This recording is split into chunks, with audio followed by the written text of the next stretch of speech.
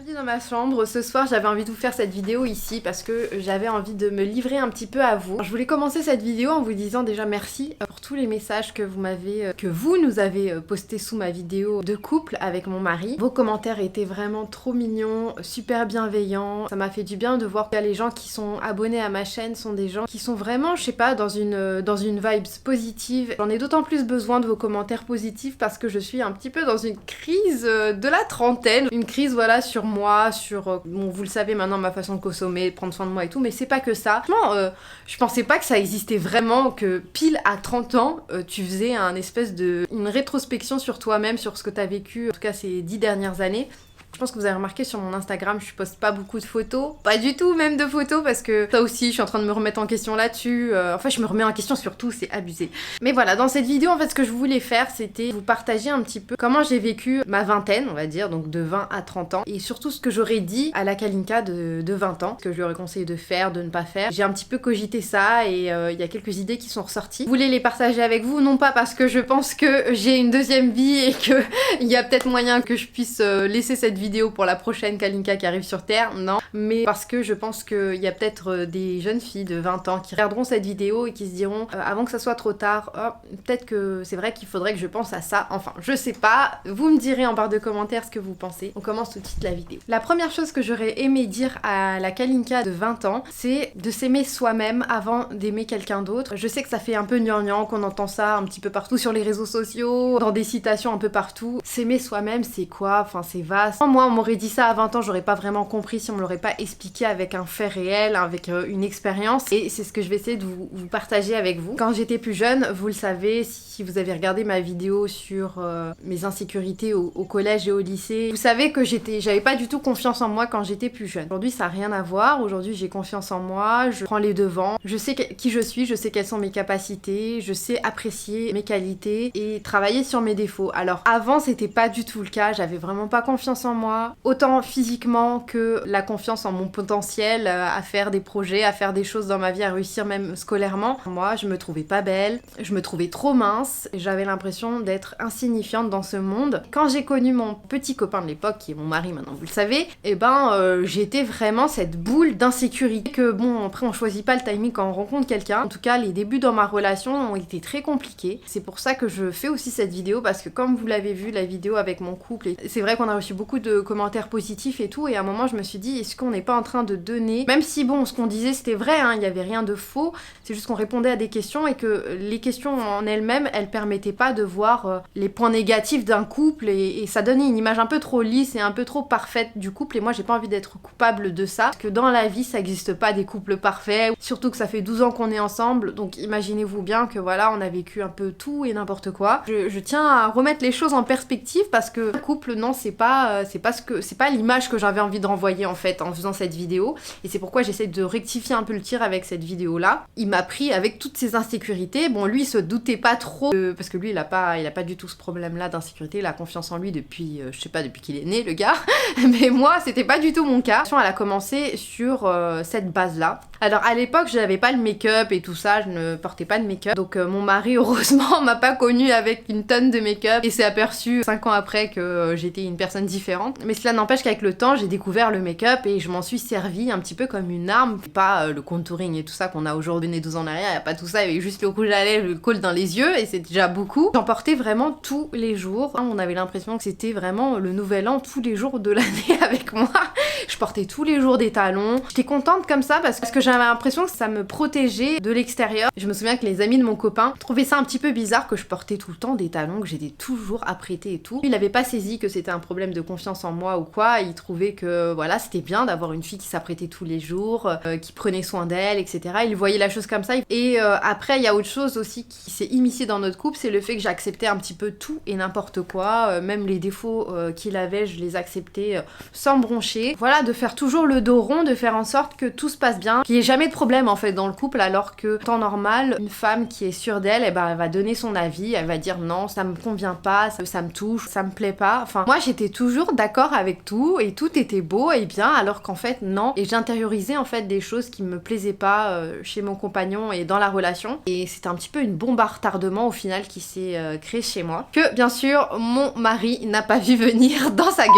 Donc après on a eu cette phase dans le couple où cette boule a éclaté. C'était vraiment l'enfer dans notre couple. Vraiment c'était instable de ouf. On n'arrivait plus à se comprendre. Moi je déversais en fait tout ce que j'avais accumulé pendant toutes ces années. Et lui il comprenait pas trop ce qui se passait. Il se disait bah attends, je t'ai connu, t'étais pas comme ça. Et là j'avais atteint le seuil de ce que je pouvais supporter. Voilà, c'était les années noires on va dire de notre couple. Donc on a eu des phases comme ça. Donc, et juste après on a cette période où ça s'est un petit peu stabilisé. Heureusement qu'il est pas parti en courant durant la période noire. Franchement, je l'aurais compris. Mais voilà, on a réussi à comprendre d'où ça venait, à travailler là-dessus. En tout cas, moi, j'ai beaucoup travaillé là-dessus. Et je vous expliquais un petit peu comment j'ai fait pour changer ces facettes de ma personnalité. Déjà, la première chose qui m'a permis de prendre confiance en moi, c'est les études. Si vous faites pas d'études, ça peut être autre chose, ça peut être un projet personnel, ça peut être tout et n'importe quoi. C'était surtout à travers les présentations orales où j'ai pris confiance en moi. Je donnais l'apparence d'une fille hyper confiante alors qu'en fait pas du tout. En fait pour moi faire une présentation orale c'était vraiment monter dans un ring de boxe. Je le voyais vraiment comme ça. Et je voulais rien laisser passer, je laissais place à aucune faille. Je préparais mes PowerPoint pendant des heures et des heures. Mes PowerPoint étaient hyper bien ficelés. Et j'écrivais vraiment tout ce que j'allais dire. Le fait d'avoir appris par cœur, c'était mon parachute de secours en cas de perte de confiance en plein milieu de la présentation. Je pouvais toujours me raccrocher à ça. Et petit à petit en fait j'ai commencé à détacher les cordes de mon parachute une par une, en essayant de résumer mon script à quelques mots uniquement. Et ces mots en fait c'était comme des petits tiroirs, je me souviens je disais ça à mon copain, où chacun de ces mots était bien rangé. Et à chaque fois que je tirais un mot, et ben j'avais toute l'idée qui sortait, était déjà toute prête, toute chaude, mais je n'avais pas du tout appris par cœur l'idée. J'avais appris par cœur le mot uniquement. Finalement j'étais beaucoup plus fluide, je parlais un petit peu avec des mots que je choisissais en live. J'ai pris confiance en moi sur ma façon de m'exprimer face aux gens qui étaient en face de moi. Donc ça m'a permis de prendre confiance en moi, sur ma personnalité et mon potentiel. En ce qui concerne mon physique, c'est arrivé bien plus tard. C'est arrivé juste après mon mariage. Alors je vous arrête tout de suite, c'est pas du tout l'idée qu'on se fait, bon voilà la fille elle s'est mariée, maintenant elle s'en fout de plaire à son copain, non c'est pas du tout ça. Je vous ai pas parlé de cette petite phase dans ma vie, c'est-à-dire que juste après mon mariage, j'ai vécu avec ma belle famille. C'est un petit peu la tradition au Bangladesh. Je sais que ça peut faire peur à certains, mais au Bangladesh c'est la tradition. Donc quand on se marie en général, on vit avec la belle famille. Il y en a qui vivent même toute leur vie avec la belle famille. Personnellement je n'aurais pas pu, pas parce que c'est insupportable ou quoi, ça n'a rien à voir, mais je n'aurais pas pu parce que voilà j'ai besoin quand même de mon intimité. Ce qui est génial en fait c'est que ça permet de créer un vrai lien avec cette nouvelle famille qui devient la tienne au final, et pas juste de façade. J'avais l'habitude que mon copain me voit sans make-up et j'avais pas énormément de complexe vis-à-vis de ça. Vous vous doutez bien que je n'allais pas porter quand même du make-up à la maison tous les jours, c'était pas possible. Et voilà, j'ai dû affronter le regard de... En plus il a 4 frères, ses frères, sa mère, enfin bref son père. J'ai dû sortir comme ça sans make-up tous les jours de ma chambre. Au début j'étais un petit peu mal à l'aise de sortir comme ça. Au fil des jours, au fil des semaines, je me suis habituée. Et c'est comme ça que je me suis rendu compte dans un premier temps que porter du make-up tous les jours ça me prenait énormément de temps, que je mangeais pas forcément super bien le matin parce que ça prenait tellement de temps que j'avais pas forcément le temps de manger un bon petit déjeuner, que je passais des moments exceptionnels avec mes beaux-frères. Le matin il y avait le petit frère à mon mari, d'ailleurs c'est Barney, j'ai oublié de vous dire, et donc le matin c'était trop drôle, je sortais, on se brossait les dents ensemble en dansant et tout, enfin c'était vraiment des matinées douces et agréables. Ça a changé de mes matinées avant le mariage où j'étais devant ma glace en train de me maquiller. Ça a été un soulagement en fait pour moi de me rendre compte que la vie méritait d'être vécue pas à travers du fond de teint. Et ce qui a vraiment mis un gros stop et un gros frein à cette course effrénée vers la pseudo-perfection de la beauté, et ben c'est ma grossesse. Alors ma grossesse a été un tournant décisif et c'est marrant parce que j'ai pas mal de gens qui me suivent qui m'ont donné le même retour d'expérience, c'est-à-dire qu'en fait pendant ma grossesse, le cerveau de la femme se met à focaliser sur une seule chose, c'est la grossesse, la naissance, l'arrivée du bébé. Tout le reste passe au second plan et y compris l'apparence. Je ne me maquillais plus du tout. Je sortais dehors, j'allais à l'hôpital, j'allais faire mes visites médicales, enfin bref, je m'en foutais complètement de ne pas avoir de make-up sur mon visage. Et pour autant, je n'avais personne dans la rue qui me disait « Ah, mais non, mais c'est horrible ton visage ». Des gens qui venaient à 1 cm de mon visage pour voir si mes pores étaient dilatés ou pas. Non, ça existe pas, les filles, ça existe pas dans la vie. Les gens vous regardent pas d'aussi près. Plus les semaines passaient et moins je mettais de make-up, plus ma peau était incroyablement belle. Et c'est vraiment à partir de cette grossesse-là que j'ai pu vraiment constater les effets d'une nouvelle routine soins que je vous avais partagée. Car je crois qu'il y a 111 000 personnes qui ont regardé cette vidéo, c'est l'une des vidéos les plus regardées sur ma chaîne, mais il y a beaucoup de filles et de plus en plus de filles qui portent du make-up et c'est quelque chose qui vient insidieusement dans vos vies. Ça vient à travers YouTube, Instagram. Si je fais bien sûr cette vidéo, c'est pour éviter aux filles d'attendre de tomber enceinte ou de vivre avec la belle famille pour se rendre compte que vous n'êtes pas du tout obligé de porter du make-up pour vous sentir belle. J'ai l'impression d'être plus libre, plus spontanée dans mes sorties, je peux sortir comme ça en un claquement de doigts. Ouais, donc je me sentais tellement mince aussi que je portais beaucoup de vêtements sur moi. Vous savez, la technique du layering qui est un petit peu tendance en ce moment, c'est-à-dire de porter plein de vêtements les uns au-dessus des autres pour faire un petit effet. Moi, je peux dire que je suis la précurseur de ça parce que le layering, croyez-moi, je connaissais bien ce que c'était. J'en ai usé et abusé pour avoir l'impression d'avoir un peu plus de chair sur le corps. Maintenant, c'est plus du tout mon cas, je sors comme ça, je peux même porter des leggings. Et c'est d'ailleurs pourquoi j'ai fait un break parce que j'ai plus du tout envie de donner cette image de la femme parfaite, les aspects sur toutes les coutures. Donc j'ai mal au dos. Alors maintenant, l'autre conseil que j'aimerais donner à la Kalinka de 20 ans, c'est de garder la place du volant dans sa vie, de rester maître de ses choix et de faire les choix par instinct aussi, parce que je les ai fait un petit peu trop rationnellement, je trouve.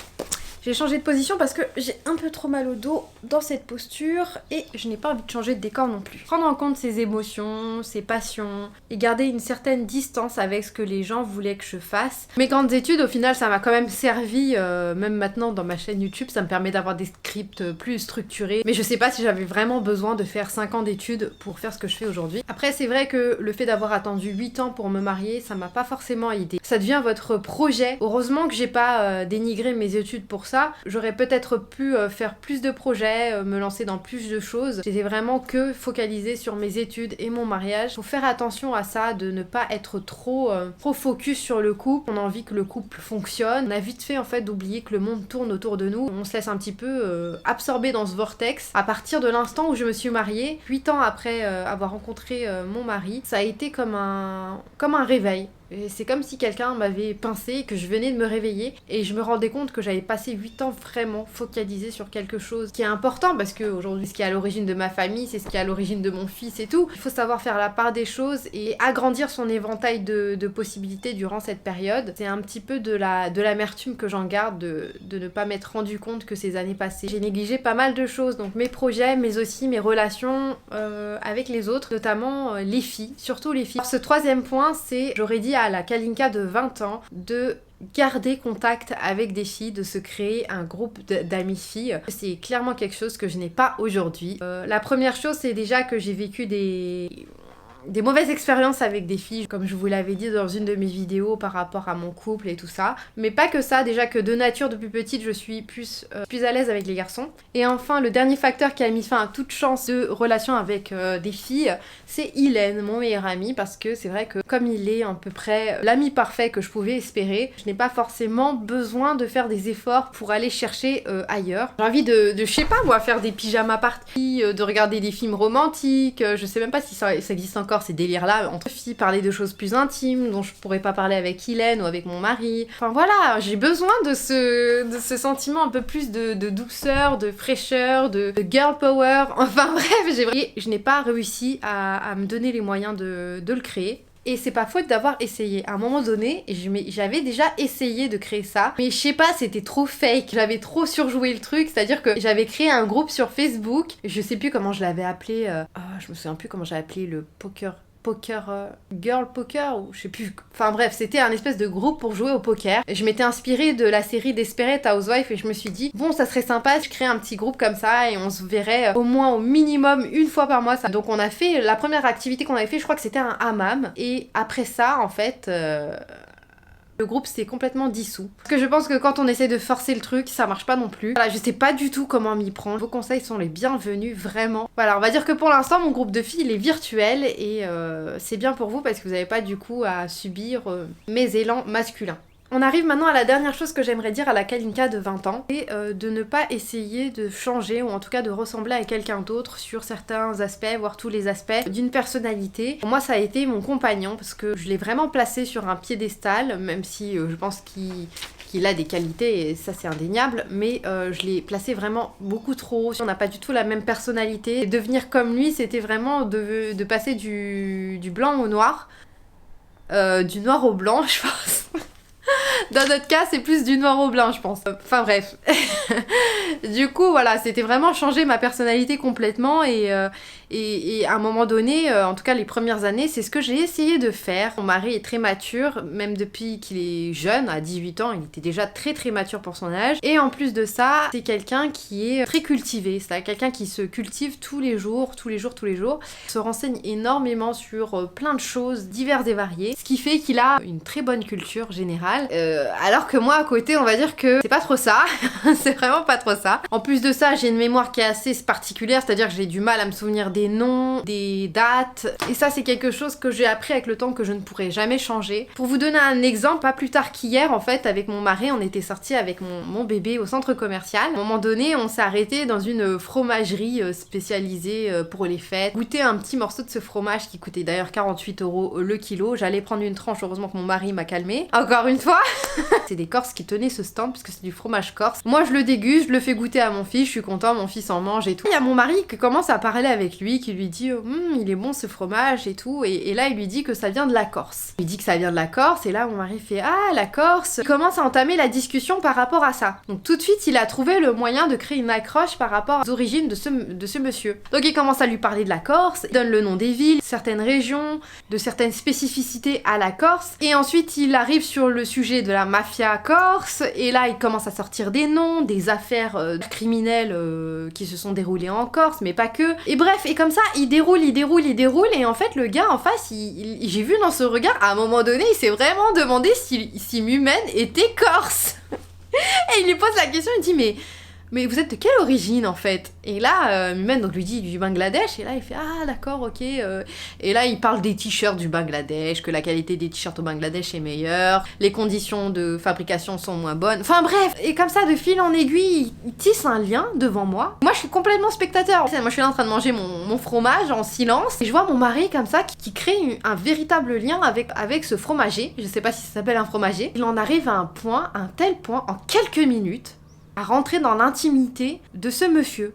Et quand je vous dis l'intimité de ce monsieur, c'est vraiment l'intimité, c'est-à-dire qu'à un moment donné, il lui explique qu'il a fait de la prison, qu'il a fait 7 ans de prison parce qu'il avait fait des braquages, que dans sa famille, telle ou telle personne avait fait aussi de la prison. Je ne sais pas par quel tour de magie, mon mari a réussi à créer ce lien, et ils sont passés d'un vouvoiement à un tutoiement très rapidement. Il arrive à faire ça en entreprise, partout, avec n'importe quel type de profil, et comme ça il a pas mal de qualités que j'ai beaucoup, pas envié, mais que j'ai voulu reproduire, avoir un contact social facile, avoir une bonne culture générale. Je me suis rendu compte que j'y arrivais pas, et à un moment donné j'étais vraiment mal parce que je me disais mais attends, mais comment c'est possible que je n'y arrive pas alors? Et c'était complètement débile parce qu'en fait on ne peut pas changer ce que l'on est, on a chacun un cerveau différent avec des capacités intellectuelles différentes. Quand ça vient pas naturellement, ça sert à rien non plus de forcer le truc. J'ai finalement compris que voilà, je ne pouvais pas changer ça, et qu'il fallait que je m'accepte comme je suis, que j'avais des qualités ailleurs. Par exemple, mes qualités, c'était d'être à l'aise à l'oral, quand je vous parle aujourd'hui, ou je sais pas, Par exemple, mon mari, lui, il est complètement nul sur les tâches manuelles, il sait pas bricoler, il est vraiment nul. À ce niveau-là, il est vraiment nul, et moi, au contraire, je suis assez douée là-dedans. Chacun devrait focaliser sur ses atouts qui sont innés, on va dire, puis les développer plutôt que d'essayer de créer ou de calquer une personnalité qui n'est pas la vôtre. Donc ça c'est quelque chose que j'aurais beaucoup aimé dire à la Kalinka de 20 ans, parce que j'aurais perdu clairement beaucoup moins de temps à essayer de devenir un clone de mon mari, ce qui est complètement absurde et complètement débile. Et j'ai mal au dos. Je sais que c'est un petit peu paradoxal ce que je raconte là, parce que je parle de maquillage, je parle de beauté, je parle de mode, et ça peut paraître un petit peu contradictoire, et de toute façon je suis en contradiction avec moi-même, je le sais, je suis encore loin du compte pour être en phase avec mes valeurs, avec ce que je pense réellement. Voilà, je suis dans ce processus. Je pense qu'il est temps pour moi d'aller à un gros dodo. J'ai hyper mal aux épaules, je crois que c'est la dernière fois que je fais une vidéo comme ça sur le lit, c'est grave dur. Je sais pas quelle heure il est. Ah oui, je vous ai pas parlé de mon petit t-shirt. Je sais pas si vous voyez, c'est une image de la série Friends. Et il y a marqué Could I be layering any more clothes? C'est un petit clin d'œil à cette période où j'enfilais énormément de vêtements pour avoir l'air un peu plus dodu. Il y a Django qui nous a rejoint, et il a une drôle de réaction si je siffle. Attendez, je vais vous montrer.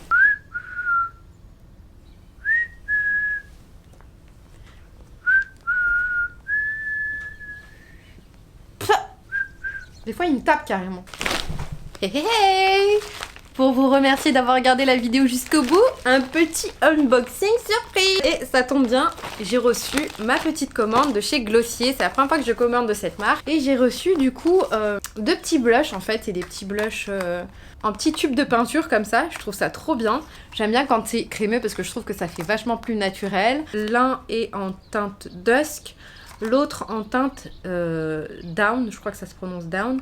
Ensuite, j'ai pris le fameux Boy Brow de chez Glossier, qui est apparemment une tuerie pour les sourcils. Donc le dernier article, en fait, c'est un sérum huile hybride pour un effet dewy de ouf sur le visage. Compte tenu de ma nouvelle routine make-up et soins, je trouve que les produits crémeux et les produits liquides sont beaucoup plus adaptés. Je vous en dirai des nouvelles de cette petite collection que je me suis pris chez Glossier.